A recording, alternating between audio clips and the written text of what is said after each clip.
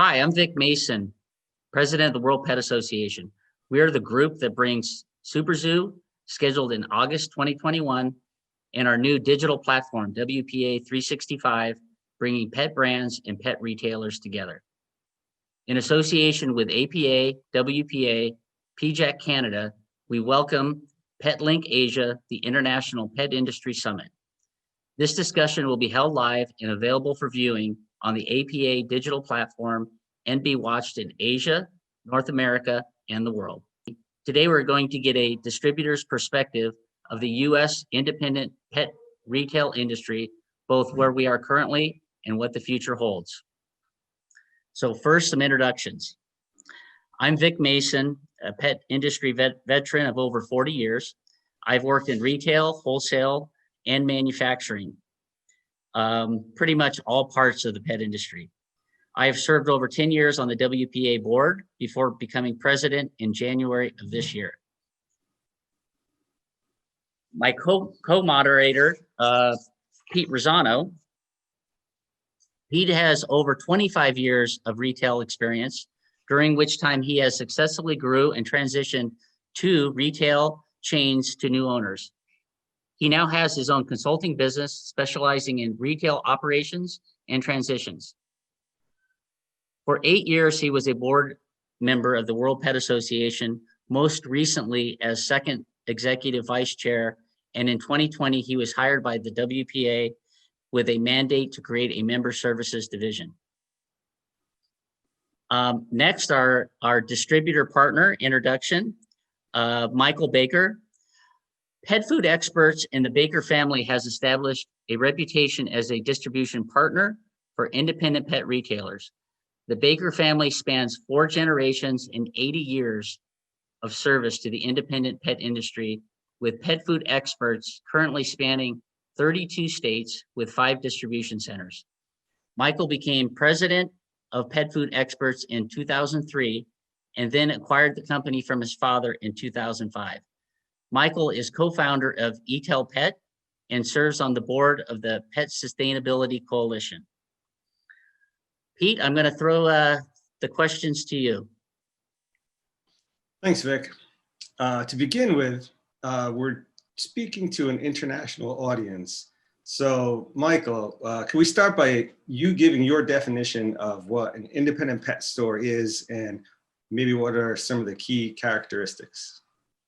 Yes, when I think about independent pet stores, especially since I grew up in my family store, and I still have 5 stores of my own that I run and operate here in Rhode Island and 1 in Massachusetts. I think of stores that the majority of their revenue comes from the sale of either pets or pet food and supplies. We certainly have, as a wholesaler, we have many clients that have other parts of their store, whether it be equine, farm and feed, various other industries that they may serve in their community. A true independent pet store in my mind is somebody that generates the majority of their revenue from pet. Nice. One of my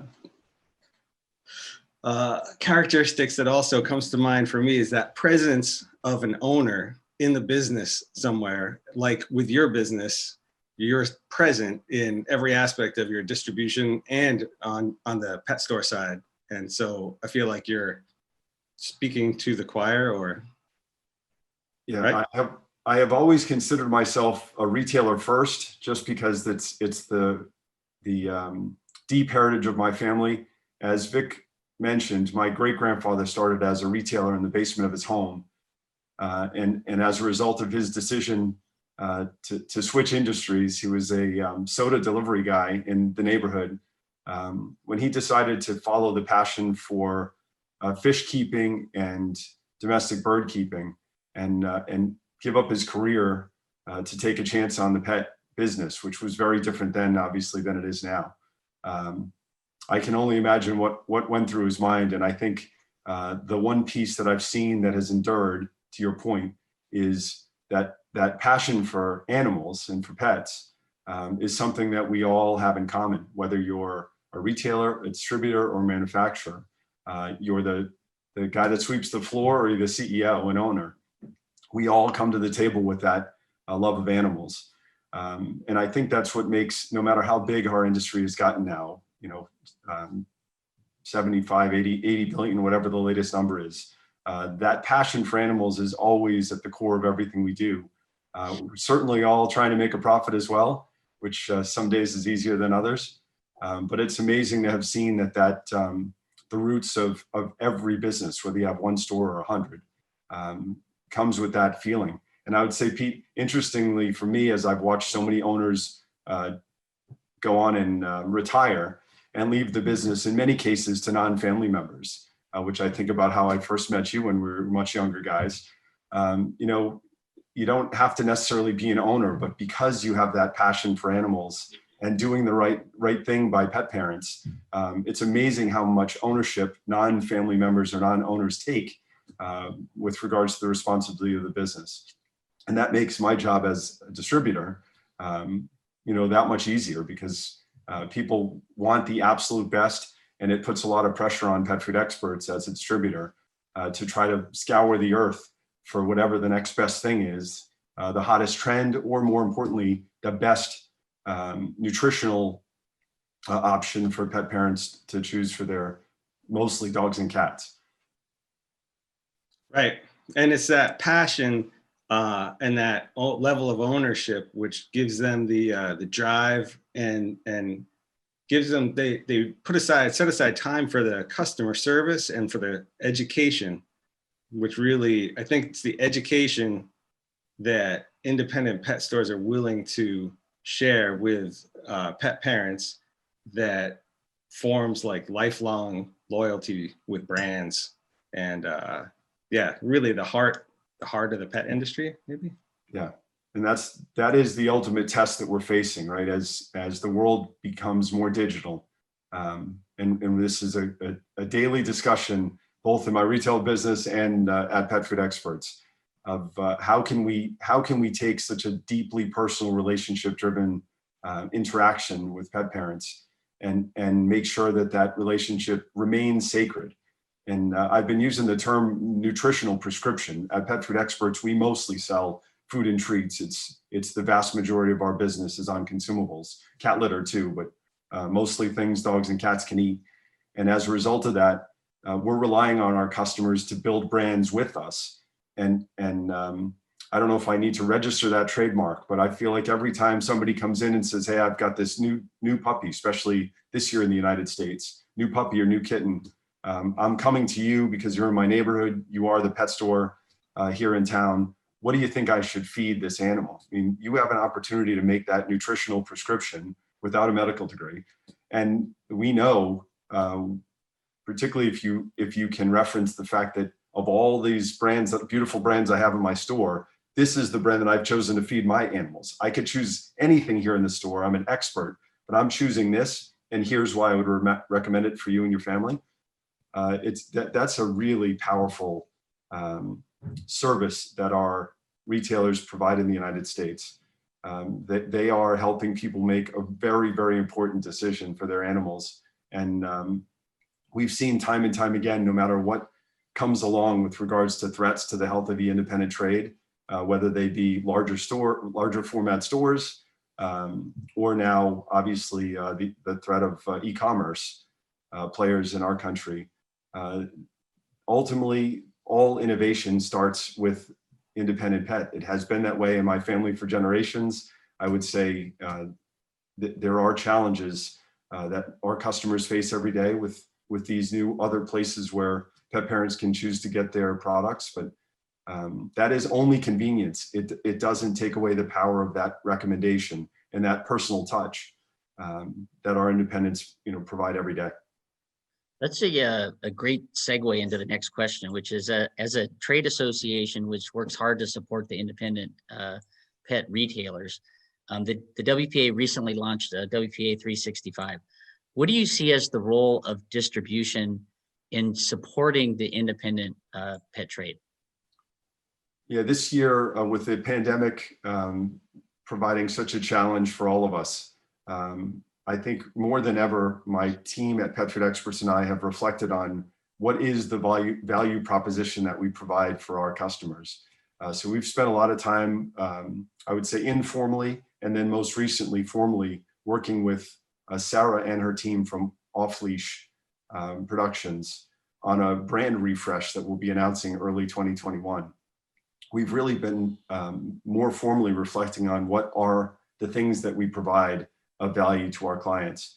And when we think about it, we do some really hard work. I've got a team of nearly 500 people at my Pet Food Experts family that every day, within usually 24 hours, we take somebody's order and all those pieces that go into the puzzle to pick that order, make sure we have the right product at the right warehouse, pick it, pack it, stack it, deliver it. There's lots of mechanical things that we do and transactional things that we do. But in the end, when we really think about what we bring to the table, it is that we refer to it as incubation platform, where we've got a specific team at Pet Food Experts that is looking for new products, new ideas that we can bring forth to our independent pet stores, so they have an extreme point of differentiation when a pet parent walks into their door. And we really have been very proud that although we serve many large vendors, some of the most popular pet foods in the United States and in the world, and obviously those are very important to us to keep the lights on. Where we really think we need to double down, and will continue to, is finding innovative, young, fresh new brands that will be the big brands in the future. And I've lived through that with my family's heritage and evolution in specifically pet food distribution. We have gone from having Science Diet as our only brand as a family in my grandfather's generation, to then Iams as the only pet food brand in our business during most of my dad's tenure. And then now I have, dozens of beautiful brands. We're a much more diverse company because you have to be. Pet parents, at least in our country, expect lots of choices. I would say too many choices as a guy that has warehouses filled with dog food and cat food. But that's what consumers want. And we need to help our clients have the latest and greatest innovative brands, and also help them make the tough decision on, you can't be everything to everybody. You can't carry every brand, every SKU. And that's what our team does every day, is try to help independent pet stores make those informed decisions on the right product mix and the right brand mix. I think you bring up a couple of good points there, with one regarding the fact that you're almost like a concierge service. You've already vetted everything, all these brands, before they even get to your door. You've weeded out the ones that don't follow the same value proposition that you're bringing to the table. And then taking a step back from the process to just say that specifically you guys have been so careful about your level of service and your operations. And you are the reason that independent retail can have just-in-time inventory. And that is everything to the profit and loss statement of the independent retailer. Having the right inventory at the right time, not having to overload, not having to have a back room full of inventory and stocked to the rafters. You guys are consistent and accurate and get it to the store so that that whole flow can continue. But I think that shouldn't be understated. It's that just-in-time inventory piece that you guys are so good at too. Yeah, our service levels, it's funny, as we've reflected on our value proposition during this specific marketing project that we've undertaken, it is easy for us to take for granted as a team that our fill rates are the highest in the industry, that our truck drivers and logistics capabilities we think are world-class, certainly best in class in our country. And not just the fact that we deliver on time every time, but that there is one of the most sacred relationships we have at Pet Food Experts is between our drivers, who are our own drivers on our own trucks, and the employee at the back of the pet store, whether it's the owner or the stock boy or girl. And those relationships have withstood the test of time during the most difficult times like this year, when people had restricted hours and we had to work around their schedules, when they had reduced staff because of the pandemic, and our drivers would go the extra mile to help safely make that delivery, even in spots here on the East Coast of the United States in particular, in the early part of the pandemic, where some of the hottest spots in the country with regards to the spread of the disease were here in Connecticut and New York. And our drivers were truly heroes, making those deliveries under the most difficult circumstances. But yeah, we have a tendency to take for granted that those delivery metrics and fill rate metrics, they are also what will protect our customers from losing any of their clients. And with the convenience of online shopping being what it is, if a pet store, I think about when I was a kid or a young adult, and if you didn't have a bag on the shelf that somebody needed for their dog, you just would simply say, hey, I'm sorry, it's out of stock. The truck will be here next week. Do you mind coming back? And people didn't think anything of it. They'd say, sure, I'll come back next week. Nowadays, if it's not on the shelf in front of you without apology, they'll go on their phone and they'll place the order, and they don't even know that that's offensive. I mean, American consumers, particularly the younger ones, they don't think anything of that. I think, they all think it's all being pulled from one giant warehouse in the sky, in the cloud. So it is definitely something that we spend a tremendous amount of time and energy constantly refining our process to make sure that we have the right levels of inventory in the right places. And we do our absolute best with regards to, you mentioned loading in. We made the controversial decision a few years ago as a company to remove all commissions and bonuses from our sales structure.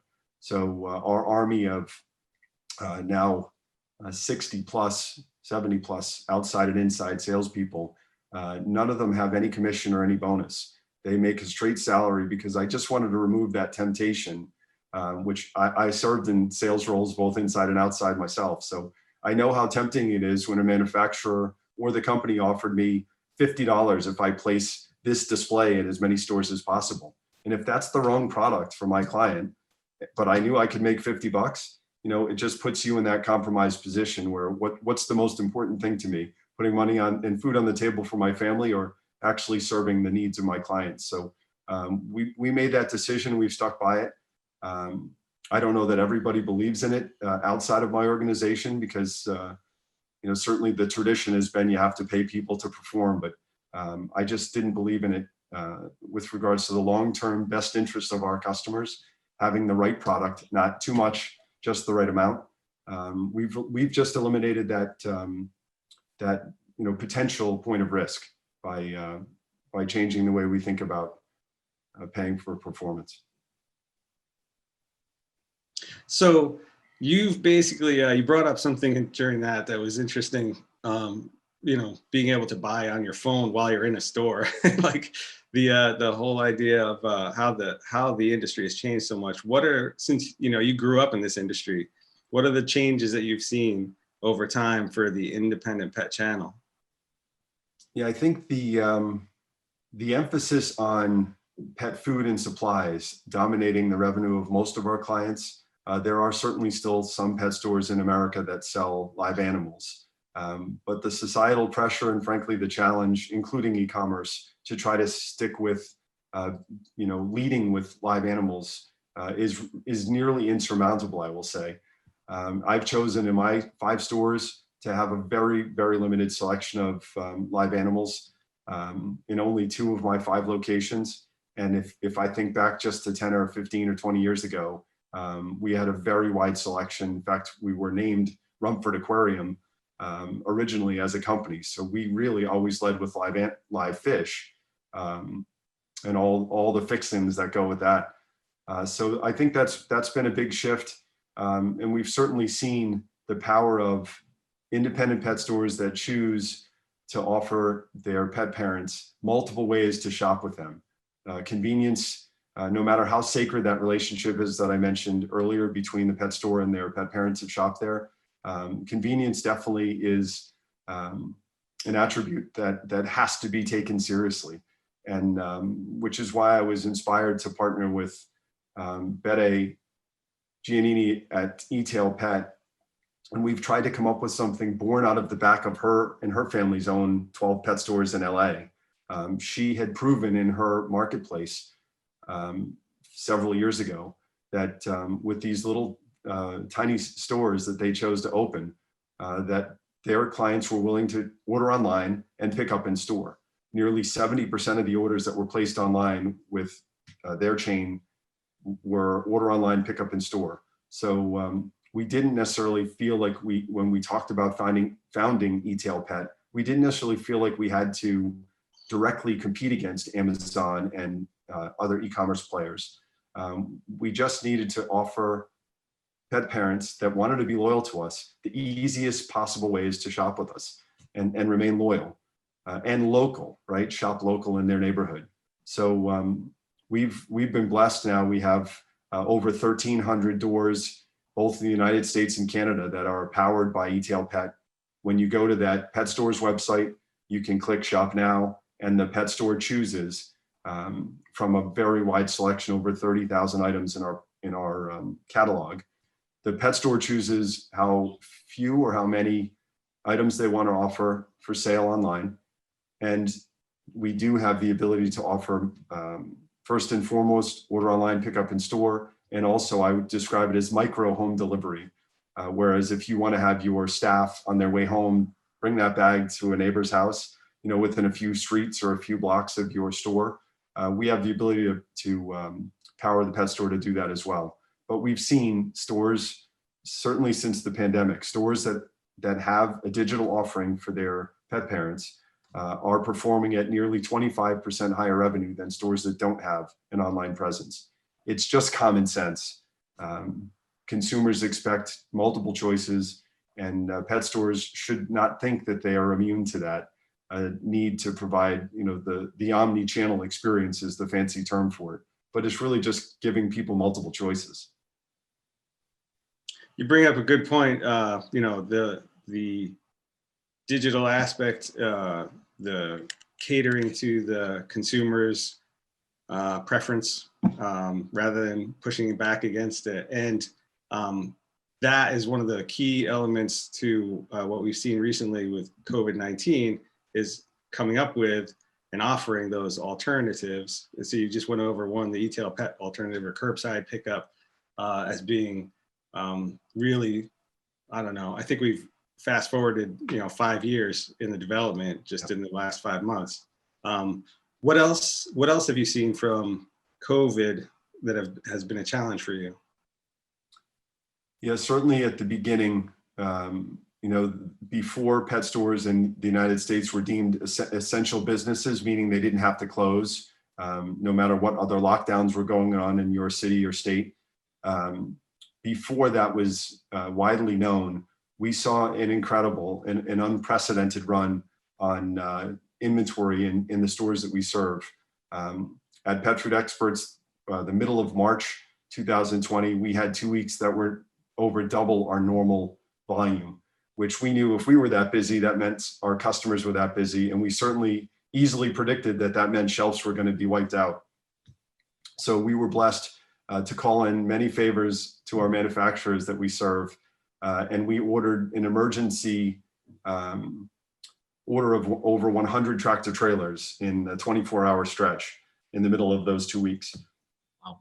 And in most cases, I would say 90+% of the cases, the manufacturers that we called and placed those 100 tractor trailer orders to found a way to make that product more quickly. They sent it in some cases half the time that it normally takes to turn our orders. They were able to get it to each of our warehouses, and we were able to continue to replenish the shelves. So as a result of that run up in March, we certainly saw a drop off in sales for families that had bought 2 or 3 or 4 bags thinking the pet stores were going to be closed. There were many full pantries here in the States. And as a result, we did have a very soft April and May, which meant our customers did as well. And it was survival mode, I think, for us. I certainly can speak for us. And we knew at the retail level, the restricted hours made it difficult to stay in business. Your customers and your employees' fear of getting sick, being on the front lines like that. Most of the attention in our country was rightfully so focused on medical staff and first responders. And I would say a lot of attention was paid to the human food supply chain, namely grocery stores. But make no mistake, the pet stores were open during those same difficult times. We just don't make the news because we're pet stores. But we really felt at Pet Food Experts an incredible responsibility to make sure that when business started to pick back up again, that we had everything they could possibly need in their stores to be able to get back on their feet and live to fight another day. And if I look at my numbers now, which is a direct reflection of the health of the independent pet stores we serve, over 4,400 locations that we deliver to across the country, business is fantastic. Our pet parents have come back to our channel. They've chosen to remain loyal to us, I would say, more than ever. We know that millions of dogs and cats were adopted in our country since the spring. So there's that many more mouths and stomachs to fill.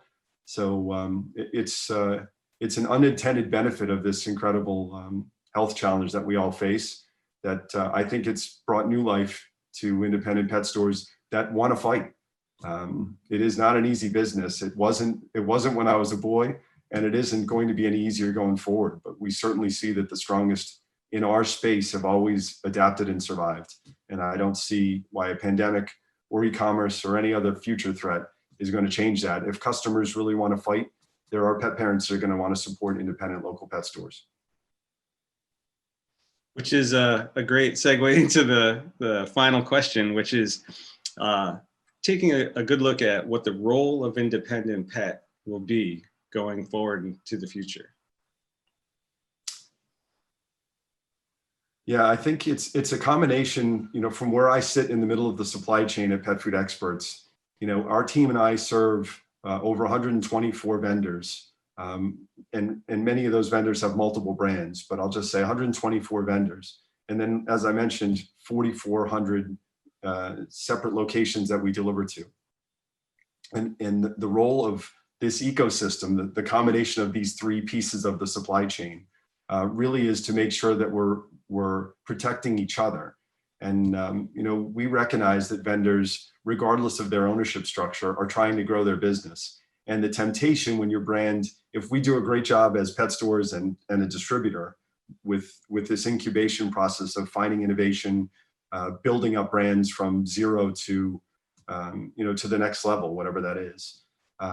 Those manufacturers, the better job we do building those brands, the more tempting it is for manufacturers to take their brand into other channels and expand their offering. So it's a natural evolution of a brand. And it's very difficult for me to sit here or for pet stores, although they will, to ask a vendor to never grow or to decide they hit a certain plateau and then they'll just accept that that's the best they can be.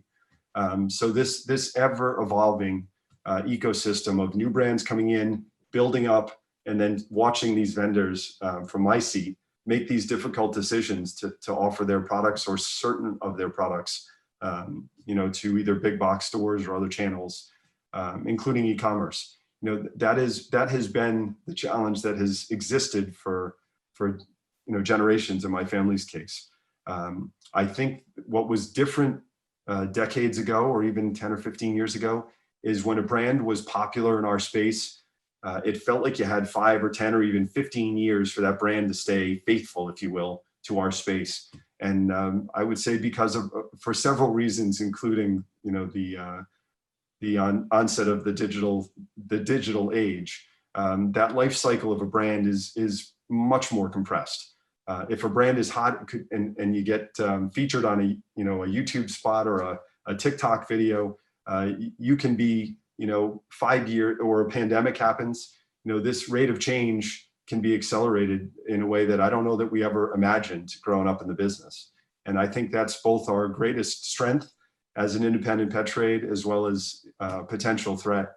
And it's just as a pet store, trying to make those decisions on which vendors are going to be the best fit for you and your staff and your store, and also the ones that have the ability to make promises that you can trust, that they're going to wait as long as they can. And some of our vendors have said, this particular segment of our portfolio, this brand, will always be independent only and not be on e-commerce or not be in some of the big box chains. So that's the decision we're making every day as we pick and choose. We say no to far more vendors that are asking to come into our portfolio than we say yes to. And a lot of those difficult decisions we make are based on the vendor's plan on when you get to 1 million or 5 million or 10 million, what are you going to do? And we challenge them up front in the relationship, not demanding anything. If their decision is already laid out to be aspiring to be in big box and on Chewy and Amazon, that's fine. We just want to know that up front, and then we can decide to put forth the appropriate amount of effort with those brands, and also make sure we can inform our pet store clients, what the intentions are of these brands. But that will, I think it has been, probably the greatest challenge of, if you have limited space, most of our clients' stores are not very big.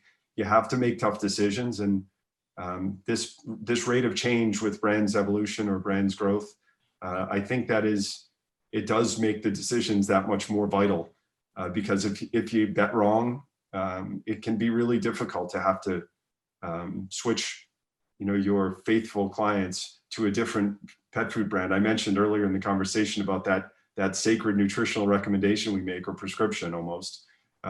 If you go ahead and make that recommendation with all your heart, and then a month later, because a vendor chooses to go into other channels or expand their offering elsewhere, and all of a sudden every customer that comes in, you say, that food I put you on, I think we got to switch that food. And how can you blame a pet parent for saying, hey, you just told me a month or a year ago this was the best. My dog's doing great, my cat's doing great. It just creates a little bit of a break in that trust, because consumers I don't think they truly understand. It's not their job to understand channel dynamics. But you can rest assured, it is, as a distributor and as a retailer, it is our responsibility to understand that dynamic. It's part of what makes us special. And it's also, something that we really have to watch out for to make sure we can sustain ourselves for hopefully another generation to come, in my case. Well, Michael, that is some great advice for brands, and some great insight in how the independent retail pet segment works in the U.S. So we're running out of time.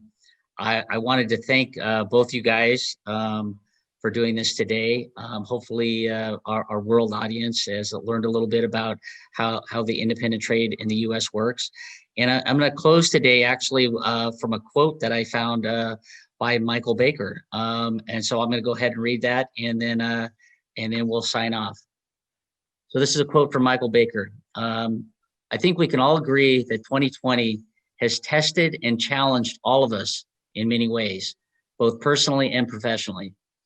My biggest takeaway for 2020 so far is that the pet industry is essential, inclusive, and resilient. This crisis, although devastating to families and communities across the globe, is also springing forth new levels of innovation, collaboration, and compassion for those that have endured it. All that we have learned and all that has made us stronger as a result, we will shape the future of our world. Well, that's a very positive note to end on. I want to thank you guys again. Take care and God bless.